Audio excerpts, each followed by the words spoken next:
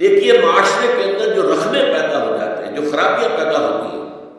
ان کے دو بڑے بڑے اسباب کو یہاں پر واضح کیا گیا ہے۔ ایک افواہوں پر عمل کرنا، افواہ پھیل گئی، بغیر اس کی تحقیق کیے کوئی اقدام کر دیا، کسی نے آ کر اڑا دیا کہ فلاں قبیلہ جو ہے اس کا لشکر آ رہا ہے حملے کے لیے۔ اب یہاں سے جو پہلے سے لوگ تیار ہو کر گئے اور وہ ابھی اپنے گھروں ہی میں تھے کہ اوپر جا کر پڑ گئے، اور ان کو اوپر جو ہے چونکہ وہ خبر تھی کہ وہ تیاریاں کر رہے ہیں اور وہ تمہارے اوپر حملہ کرنے والے ہیں، لہذا وہ پری ایمپٹیو اٹیک جو ہے، جو آج کل بش صاحب کی زبان پر بہت زیادہ لفظ ہے کہ اب تو پری ایمپشن جو ہے وہ کرے گی، ہمارا حق ہے، تو وہ پری ایمپٹیو اٹیک کر دیا گیا۔ بعد میں معلوم ہوا کہ وہ تو خبر ہی غلط تھی، تو ظاہر بات ہے کہ اس پر یقیناً جو ہے وہ پشیمانی ہوئی کہ ہم نے ایک ایسا اقدام کیا کہ جو ایک غلط خبر پر مبنی تھا۔ اور اس کو یوں سمجھیے کہ اس معاشرے میں اس کے امکانات بہت تھے۔ جو لوگ ایمان لے آئے تھے، جن میں ابھی ایمان پورے طور پر راسخ نہیں ہوا تھا، ان میں سے وہ لوگ بھی تو تھے نا جن کی پرانی قبائلی دشمنیاں تھیں۔ اب ایک شخص کا خیال ہے کہ میں اپنے اس دشمن قبیلے سے کوئی جو ہے انتقام لینے کی صورت پیدا کروں، اس نے خبر اڑا دی کہ فلاں قبیلہ جو ہے وہ تیاری کر رہا ہے مسلمانوں کے ہمارے اوپر حملہ کرنے کی، لہٰذا بیشتر اس کے کہ وہ اقدام کرے تم جاؤ۔ اور اس نے گویا کہ یہ چاہا کہ وہ اپنا انتقام جو ہے اس کو لینے کا ذریعہ اسے بنا، کیونکہ ایسے لوگ ہو سکتے تھے ابھی جن میں ایمان راسخ نہیں ہوا تھا پوری طرح، جیسے کہ اسی سورہ مبارکہ میں آئے گا کہ قالت الاعراب آمنا قل لم تؤمنوا ولکن قولوا اسلمنا ولما يدخل الايمان في قلوبكم۔ یہ بدو کہہ رہے ہیں کہ اب ایمان لے آئے، نبی سے کہیے کہ تم ایمان ہرگز نہیں لائے ہو، ہاں یوں کہہ سکتے ہو مسلمان ہو گئے، ہم نے اطاعت قبول کر لیے، اور ابھی تک ایمان تمہارے دلوں میں داخل نہیں ہوا ہے۔ تو جب تک دل میں داخل نہ ہو تو انسان کے اعمال پر اس کا اثر نہیں ہوتا۔ لہذا پہلی بات یہ ہے جس کا سد بات کیا جا رہا ہے کہ افواہوں پر کوئی اقدام نہ کیا جائے۔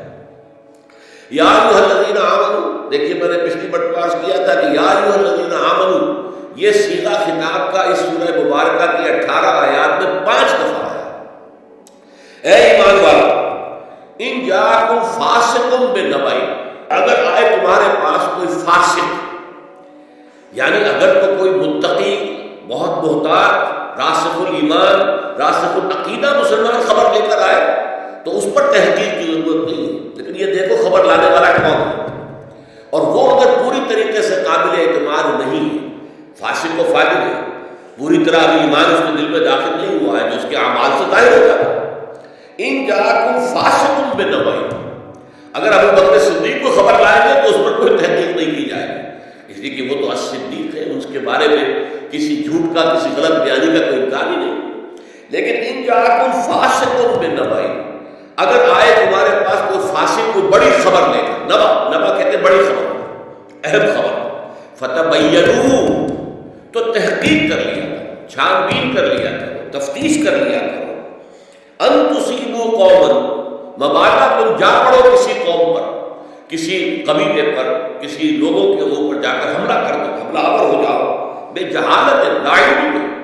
تمہیں صحیح بات معلوم نہیں تھی، تمہیں غلط فہمی کے اندر مبتلا کر دیا گیا، ایک جھوٹی خبر کے اوپر تم نے اقدام کر دیا، فتصبحوا علی ما فعلتم نادمین، اور پھر جو کچھ تم نے کیا ہے اس پر تمہیں پچھتانا پڑے کہ ہم نے کیا کیا، بڑی غلطی ہوئی ہم سے، ہم نے حملہ کر دیا جبکہ ادھر سے کوئی اس طرح کی اسکیم نہیں تھی، بعد میں تحقیق سے معلوم ہوا کوئی ارادہ نہیں تھا، اور ہم نے یک طرفہ قدم اٹھا دیا تو کتنی ندامت ہوگی۔ اگر چند لوگ بھی اس میں مارے گئے تو یہ خون ناحق جو ہے قتل ناحق کی شکل بن جائے گا، لہذا پوری طرح تحقیق کر کے اقدام کیا گیا۔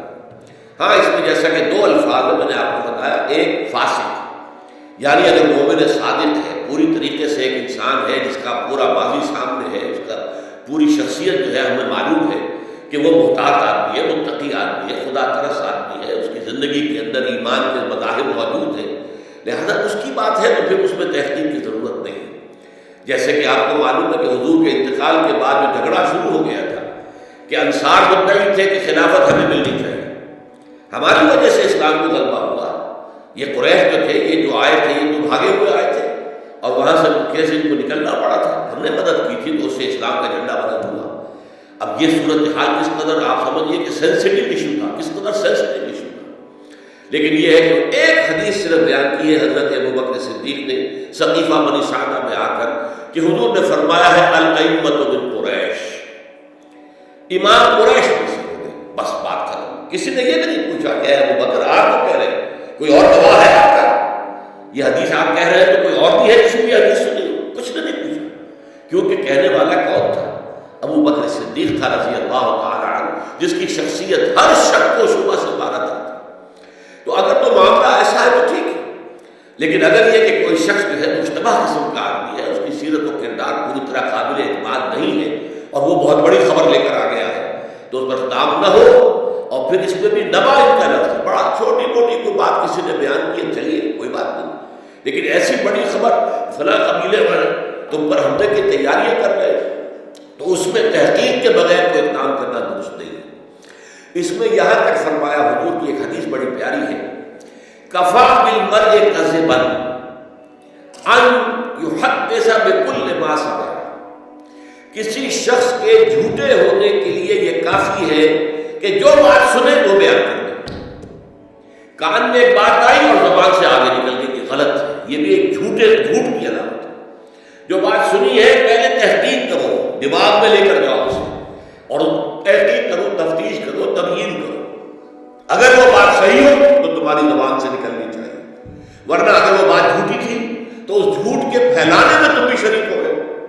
جھوٹ جو ہے وہ مزید آگے جا رہا ہے تمہارے ذریعے سے، لہذا یہ بھی ایک قسم کا جھوٹ ہے. حالانکہ آپ نے جھوٹ بولنے کا ارادہ نہیں کیا،